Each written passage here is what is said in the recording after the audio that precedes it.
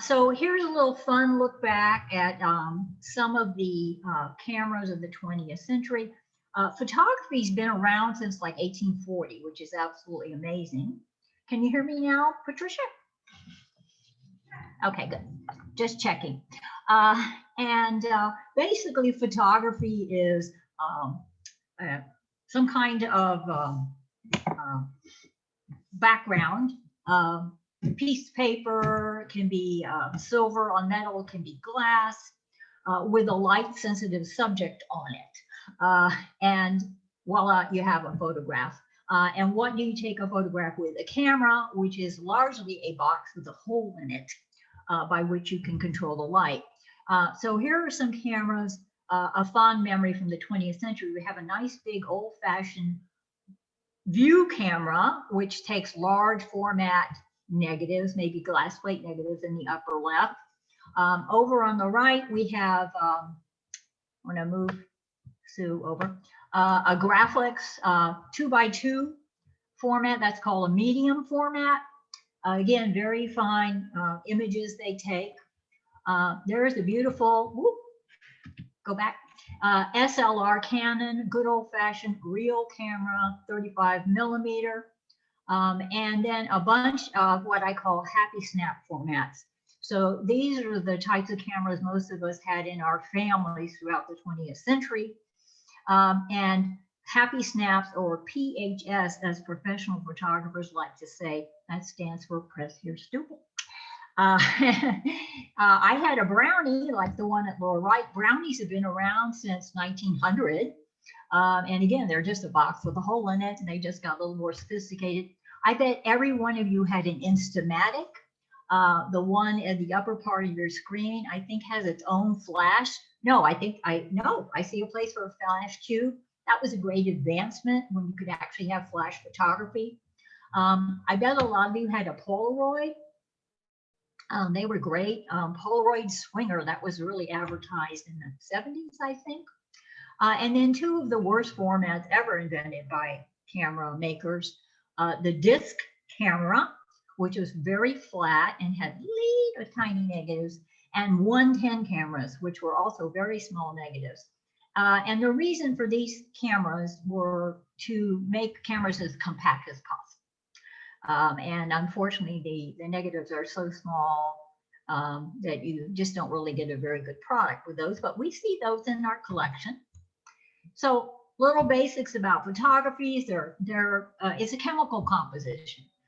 You have a support layer, as I said, glass, plastic, film, paper, resin-coated paper, a binder, the emulsion or binder layer, usually a gelatin, as well as other substances, but something gelatinous. And then the final image material made of silver, color dyes, or pigment particles suspended in the emulsion layer. Here's some long ago formats that you might have in your collection, black and white formats. On the left, we have a daguerreotype. Everyone's heard of those.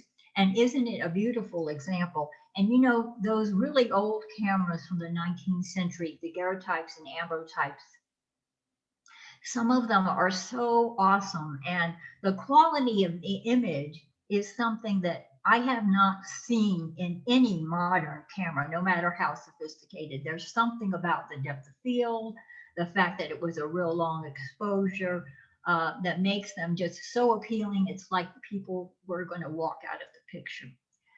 Next to it is a beautiful ambrotype that's on glass of an African-American family. That's got to be a really rare item. He's obviously a soldier. And often these old-timey pictures came in these beautiful little albums, you know, one photo albums with this beautiful cover. Next to it is a tintype. Now, tintypes were around since the Civil War, a lot less expensive to produce. It's actually on tin. That happens to be Captain Tom Rickards, who was our founding citizen. So it's from our collection. To the right and on your left, you see CDV's Carte de Visite. Again, a format since the Civil War, and it's paper on like a cardboard stock, a lot less expensive than those old-fashioned type of films. And then two examples from our collection. On the right, that's James Rickards, Mr. Rickards' son, And below is a picture of Mr. Cheesebro's farm here in Boca Raton. So those are early 20th century images. Now here we have some more modern formats. To your left, an 8x10, and it's a very fine image, and you can see it's retained its quality. Upper center, that's actually a copy print from a copy negative. So it was taken from an old original print, and then this is the next generation. And then we have all sorts of formats, and photos come in every size. It depends on the size of the negative and the size of the camera. In the 20s, they would take really tiny little 2-inch by 3-inch photographs, and they would contact print the negs, which means the print is only 2 inches by 2 inches, very tiny. But all kinds of formats. Some are mounted on board, some are not. And modern images are mounted, as I said, on what's called resin-coated paper. So it's a nice plastic. But you will notice that a lot of them are yellowed or what actually called sepia tone, but they are indeed black and white photographs. Now let's just talk about that briefly. Why do our photographs get yellow? Well, as I said, photography is a chemical process, and black and white film involves silver halides. And what happens is the silver deteriorates over time, and it turns brown, and eventually it completely disappears. Also, a lot of photographs, particularly when they're processed by hand, are not properly washed, or maybe the fixative is old. There's a lot of reasons, but there's something wrong with the chemistry. And unfortunately, you, as the owner of the eventual owner of the photograph, can't do anything about this except and try and restore the photographs digitally, which we'll talk about in a little bit. But these are indeed black and white photographs. Now here's some color formats. Let's talk about color. So the first real color film was invented in 1907. It was called autochrome. I saw an article about it, and the products are amazing. But it was a very challenging, sophisticated process. It involved potatoes of all things. That's what they made the emulsion with. And it was very expensive. So it's highly unlikely you have autochromes in your collection. In the olden days, and some of you may remember this from your graduation picture, people hand-tinted photographs. We still do that. Now we can do it in Photoshop. So you can see a delightful hand-tinted daguerreotype on the left, but that's just paint on the photo. It's certainly not a true color. True color came along with the magical Kodachrome. Who hasn't heard of Kodachrome film? Invented by Kodak in 1935. Originally, it was for moving image movie film, but by 36, it was available in 35 millimeter format. And Kodachrome is an amazing film, slide film, a positive image film, because number one, it's been around so long, but the dyes seem to hold really fast, unlike other color formats. And so the photo you see here, which is kind of a funny little picture, but it was taken in 1953. That is the Lyons House, which was right next to the Wildflower property there on Palmetto Park Road.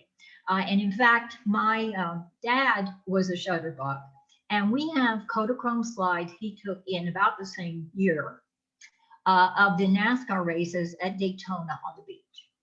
And they look like they were just made. So Kodachrome cost more to purchase. You had to send it to Kodak to be processed, so it cost more to process. But it has longevity on its side. Sorry we're downtown here. Now, Ektachrome, and you can see a 4x5 transparency, and that's just a big slide, is another slide format, and it was a lot less expensive. It could be processed locally. But as you can see, it's not real color fast. The colors fade with time. And all our color print film is not too great. 126 is what the Instamatic would take. Polaroids fade. The picture at upper right has retained its color very well. But as a rule, not only the prints but the color negatives are going to fade and discolor over time, as opposed to black and white. Now, of course, negatives and slides, these are the originals of our images. And can you guys see? I gotta see, yeah. We have a lot in our collection. Now, don't be like my mom and throw the negatives away because these are your originals. And it's always better if you want to make a reproduction of an image to have the most original version, be it a negative or even a slide for the future generations. And we can scan these today if you have the right kind of scanner. Again, you can see which are the color negatives, the upper two. Then you have black and white. And really, black and white negatives, if they were properly processed, have the potential of being around in hundreds of years. Color, not so much. They were doing microfilm in the middle of the 19th century, and all you really need is a magnifying lens and a flashlight to see it. So that's why still it's an archival standard, whereas the color dyes, color photography is a lot more sophisticated. There's a lot more dyes involved, and of course that means there's a lot more things to go wrong. To your right, the one on the left are all negatives. The ones to your right are positive images, or what we usually call slides. We're familiar with the 35mm slide. You see on the upper right, that's an Ektachrome slide. You can see how faded it is. And the lower one is a Kodachrome slide. It's a little hard, a little dark here. But again, the colors are still really fast. And the large transparency is another one of those Ektachromes, and the color has gotten really off kilter there. So there's two types of preservation we're going to talk about today: the physical preservation of actual images and digitization. And Patricia is also going to allude to what we in business call born digital. That's all your digital images that you've taken with your cameras or your phone. So we're talking about real photographs you can handle with your hands right now. Photos don't like extreme heat or humidity or fluctuating temperature and humidity, just like us. They like the sort of controlled environment we like to live in. The number one most damaging factor to photos and for most artifacts is UV light. That means sunlight. But other light is not good as well. Don't store your photos in the garage, in the attic, or any place they will be susceptible, come back here, to pests and to adverse environmental conditions. No attics, no basement. If you have an attic, no attic, no basements, no garages, please. That's where everything ends up. And all kinds of bad things happen to your images. Now, handling is pretty important. Very clean, dry hands is what we recommend for archives, but even clean hands can leave oils from your fingerprints, particularly on negatives and slide. Always handle photographs by the edges. You can invest in little cotton gloves. You can get those at an art supply store or whatever if you're dealing with a lot of negatives and slides. It's very important you identify your photographs. And please do not write smack dab in the middle of the back of the photograph, although we appreciate the identification. The imprint from the pen can actually make a mark, can be visible on the front, particularly when you scan the image. You see the reverse of the writing. That's really bad, and that's very hard to undo. Do write in the edges. If it's a real paper backing, you can write in pencil very gingerly. If it's an RC resin coated, like a modern photo print, you can use a Sharpie. And we love to know when and who and where and what, at least briefly. You might keep a separate catalog of information as well, but it's very important because with time, who is going to remember that? So how do you store these images? So here we have a variety of archival quality storage sleeves and containers. And we like to use these archival plastic sleeves, as you can see on the left. They come in every different size. A lot of them are suited for notebooks. We'll talk about that in a second. You can see negative holders as well as slide holders. And you can also purchase paper envelopes as well.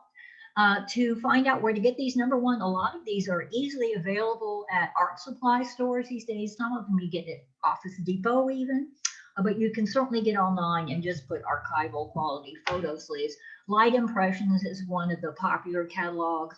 Gaylord, University Products. There's a variety. So the more you buy, more quantity you buy, obviously, the less expensive it is.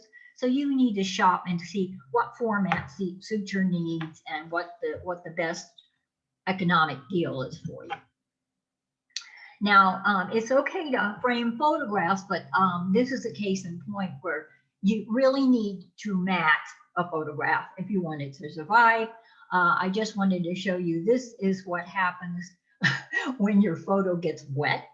Fortunately, this was a copy print, it's not important, but the emulsion, the top layer of the photograph has actually bonded with the glass, and there is no way to undo this damage. All you could hope to do is possibly scan it or rephotograph it. Don't do that, and that's important. Photo albums. A lot of real old-timey photos have these magnificent albums that go with. Unfortunately, the paper's not very archival. If you choose, and they're cool though, you want to hang on to those, you might want to interleave them with acid-free paper between the pages. And what that does is it blocks the acidity in the paper from being transferred to the next page. But ironically, you can see to the lower right, old-timey photo albums like this, which many of us have, are actually ideal, even though the paper is probably acidic and so on. They use these photo tabs, which are in vogue again, and you can easily pop the photograph out and scan it and do whatever you want to with it. So sometimes the old ways are better. Now here's what's not. All of us have at home magnetic photo albums. They are evil, and they were very popular when I was a teenager. And basically, it's a paper with this adhesive on it, upon which you're supposed to be able to place your images and be able to move them around. And then there's a plastic sheet that covers them.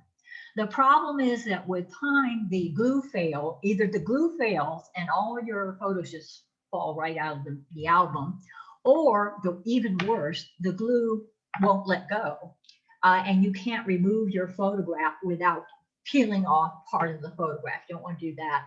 And I have even seen cases where, as in this example, the plastic itself has bonded to the front of the photograph, and you're unable to remove the plastic without removing the whole top, ruining the photograph. So your only option there, again, is digitization, scanning, or something like that. Not ideal storage for your collections. Here, there are archival photo albums if you like to go that route instead of a box or what have you. Here's some examples. Some of them are actually quite attractive. I like the one at upper left because it holds a variety of formats, but those are available the same spots as the other supplies. And for larger collections, there are all sorts of archival boxes. Even the pretty red one is an archival box. Again, those same suppliers. I don't recommend plastic boxes in our part of the world because they're great for short-term storage, say if the hurricane's coming or something like that. But they have the potential to create a microclimate within the container. That is, the humidity gets really high. Whereas cardboard boxes, archival cardboard boxes, are actually hygroscopic, and they help to absorb some of the humidity, which is a major factor in our climate. It's just something we have to deal with. And here you go, our negatives are stored in these archival notebooks. And what's funny is they're not vinyl. Vinyl is not archival. They look like the old-fashioned notebooks, cloth covered, that I had when I was a young student. Next, we're going to turn over our program to Miss Patricia Fiorillo, and she is going to tell you about digitization. Patricia, take it away. You got to end your screen share.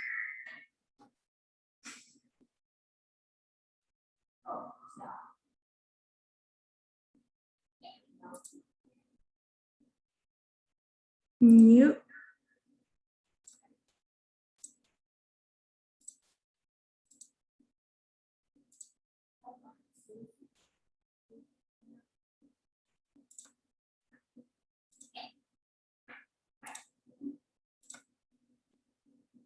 Okay, can everybody see that?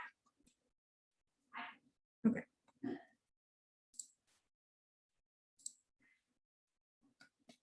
And can everybody hear me? Yeah, obviously. I turned myself off mute. Okay. So I'm going to talk about digitization, and I'm just going to very briefly mention digital standards. There's all kinds of standards, be they digital or whatever, but I felt it important to mention these two: the Florida Statewide Digital Initiative and Federal Agency's Digitization Guidelines Initiative. There are general rules, standards that people can implement when they're scanning and moving to digitize their collection. I like to think of them as guidelines because it doesn't matter the kind of standard, they tend to be overly complicated and you won't use maybe like 80% of it. But still very helpful as a guideline and very, very interesting. And I will link both of these standard guidelines in the email when I send out the recording. Now, I think it's important to establish why you're scanning. Are you scanning for access purposes? This means, are you just scanning it to get it into your computer and have a copy of it on your computer screen? If that's the case, then low resolution is completely fine. And low resolution is anything scanned below 300 DPI. DPI stands for dots per inch, or 300 PPI, which is the same thing. It's pixels per inch. And you can tell the difference. There's a sliding scale. The more pixels or dots you have per square inch, the clearer the image. Now, if you want to scan for archival purposes, and this means scanning for reproduction later, either at the size the photograph is now or larger, you're going to need to scan high resolution. And you're going to want to do this for a couple of reasons. One, if you want to enlarge the photograph, you're going to need more dots per square inch. Basically, you're going to need more room to grow. But also, if you want to, say, print it in a book, you're going to need a high resolution copy. For our scanning purposes, we start at 600 DPI. We don't start at the 300. We start at 600 because it gives you a pretty good high resolution photograph.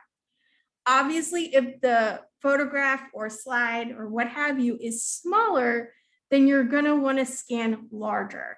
Meaning, if I have a slide, I'm going to want to scan it between 1200 and 2400 DPI. Very quickly, let's talk about format. Formatting matters. And that means what you save it as. Now, a JPEG is, you can see right here, this is the JPEG. It's a less clear, less crisp than the image on your right, which is a TIFF. And this is because a TIFF is an uncompressed image, meaning when you save it, there's no data loss. Nothing is taken out of the photograph to save it. And I can save a TIFF 100 times over the same image, and I will lose nothing in the photograph. However, if you save a JPEG, there is some information, some of those very important data, those very important dots or pixels or whatever you want to call them, they're taken out of the image so the image can be saved in a smaller format, a more shareable format. So when we scan for 600 TIFF and we save it as a TIFF. Let's just, okay. Now, very quickly, I want to go over some tips of when you have everything scanned and you want to save the image. Make sure you save your image so that it will make sense to you in the long term, meaning save an image, the description of the image, the title, the name, the number, whatever you want to use. Save it so that you can find a specific photo later on. Don't name it image 3. And if you have 1,000 images, it's going to take you forever to find it. So you can use either a system like the first one right here. And this is Bill at Boca Raton Park in 1926. Or you can use a numeric system like we do in our cataloging system. And this just means this is the 3rd photograph in the 213th collection we got in the year 2018. And remember, always save descriptive information about the photograph. So you can save it in a Word document or you can save it in an Excel sheet. We save it in Past Perfect. It's our database. And this is just an example, again, of the descriptive information that you should put with the photograph. Now, the type of equipment you're going to use matters. It also depends on the type of equipment, on the type of photographs you're scanning. Now, what I'm going to say here is that a flatbed scanner, and pretty cheap, like this one right here, this goes up to 2,400 DPI, which is very, very good. And it's relatively cheap as far as scanners go. These two will scan a regular size photograph for you, no problem. And it will scan smaller photographs. However, if you want to scan slides or negatives, you're going to need a specialized scanner that essentially lets you take out the top so you can, so the slides and negatives can be backlit so they can be scanned. And I just want to very briefly mention storage. We use either a USB drive or a portable hard drive. What we really use is a portable hard drive. But a USB drive is more affordable. It's less expensive, basically, than a portable hard drive. We do not use the cloud because here's my reasoning. And I know a lot of people love the idea of cloud, of using Amazon Cloud or iCloud or whatever, what have you. I don't use it because it's a subscription-based service. So the iCloud is very reliable, don't get me wrong, but it's a subscription-based service. And that means that if I don't want to subscribe to their prices anymore, if I want to stop paying my subscription, then I lose access to all of my photographs I have in that iCloud. Whereas I don't have to pay a subscription, it's a one-time fee for a portable hard drive. Also, remember that you should always have a backup. So we have made this mistake before, trust me. We have a portable hard drive 1, and then essentially we have all of the duplicates, high resolution photographs on a second portable hard drive. So just always make sure you have a backup, make sure you have a duplicate, because you never know what's going to happen to one portable hard drive or USB. Okay, important. Remember to always keep your original photograph. Now, I know I'm talking a lot about physical photographs, but Sue did mention born digital photographs. And we're starting to get a lot of those in our collection because, I mean, that's all we really have now is digital cameras. There's not too much in the way of getting a physical print anymore. Make sure you always keep the originals of those. Make sure you take them off your phone or the SD card you have, put it in a portable hard drive or in your computer somewhere. Make sure you always have a backup and never tamper with the original image.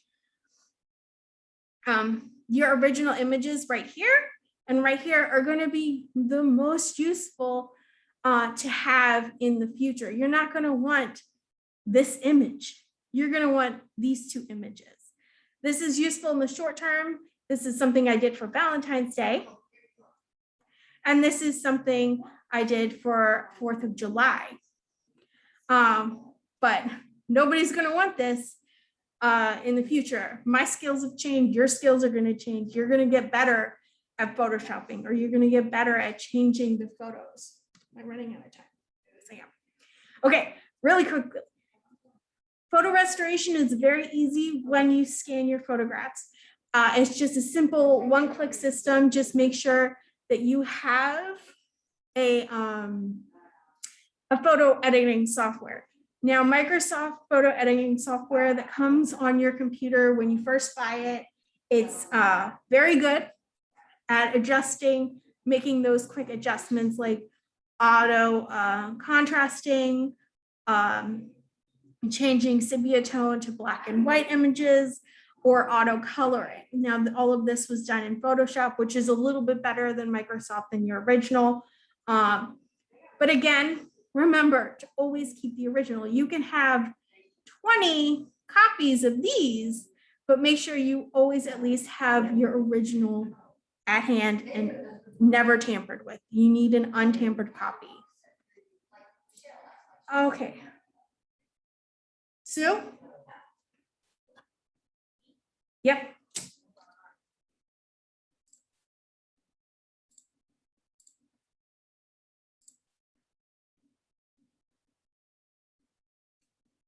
Unmute. What am I doing? Oh, we're going to do the restorations? Yeah. Oh, okay. Sorry. Okay.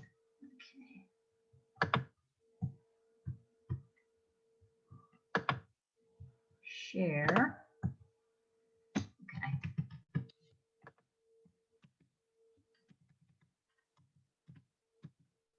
Here we go. Okay, good. All right. Can y'all hear me? Oh, I'm muted. Am I muted? I'm not? Okay, good.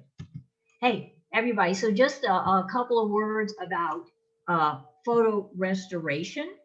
Back in the day, you have to take it to a photo lab, and they would actually take the photograph and paint on the photograph or paint on the negative. But we don't need to do that anymore. We have the wonder of digital restoration. And again, you always want to preserve that original format, that original photo in its original format. I have a few examples here, which I thought you would enjoy, get a laugh out of. We have two black and white images. Upper left, that is the Kamiya children at Yamato Colony. And with, I scanned it, and when one click of the button, image auto contrast, you have restored the contrast of the images. See, I'm really good at Photoshop, right? Same thing with the one on the right. That's actually my grandmother and her classmates in, I think, Bruton Parker College in Georgia. And as you can see, it's faded almost to nothing. And I haven't done a lot of restoration. Again, all I did was hit auto contrast, and things are already getting better. At the bottom, we have a Polaroid, and I hit auto color. So you know all my secrets now. But a real photo lab can do really a lot more sophisticated restoration. This is just sort of a little example. Now, I know it's not a photo, but it's a historic map we have in our collection. It's very cool. And unfortunately, someone wrote in pen, and we don't want that to show on the final product.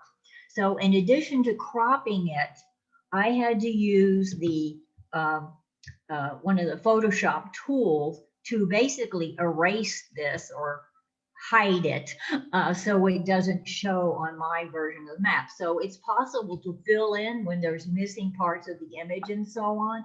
And someone who's really good at it, a photo lab, can do an excellent job in recreating missing parts of a photograph. So last but not least, thank you for joining us today. If you have questions, feel free to email research@bocahistory.org. You might have some more technical questions or something. And if not, we want you to join us next week, September 16th at noon, and we'll be talking about caring for your family archives and scrapbooks. Thank you all for joining us.